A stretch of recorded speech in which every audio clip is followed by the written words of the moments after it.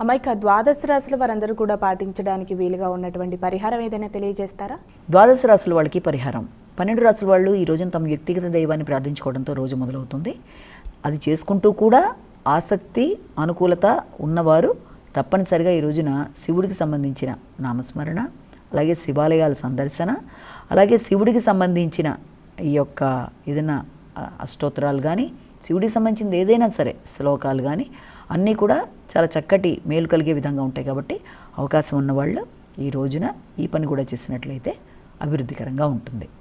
అలాగే మనం చెప్పుకున్న రాశిఫలాలు కేవలం ఒక వ్యక్తిని ఉద్దేశించి చెప్పినవి కావు కనుక 12 రాశుల వాళ్ళు కూడా తమ వ్యక్తిగత జాతకాలతో కలిపి అనుసంధానం చేసుకుని ఈ రాశి ఫలితాలు చూసుకుంటూ ముందుకు వెళ్ళినట్లయితే వ్యక్తిగత జాతకంలో నడుస్తున్న దశ అంతర్దశలో ఎదురవుతున్న ఇబ్బందుల్ని ఆల్రెడీ మీరు పెద్ద రెమెడీస్ పాటిస్తున్నట్లయితే ఇవి చిన్న చిన్న పరిహారాలతో అంటే శ్లోకాలతో వీటిని ఇప్పుడు చెప్పుకుంటున్న రాశిఫలాల్లో ఎదురవుతున్న ఇబ్బందుల్ని అధిగమించడం సులభం అవుతుంది.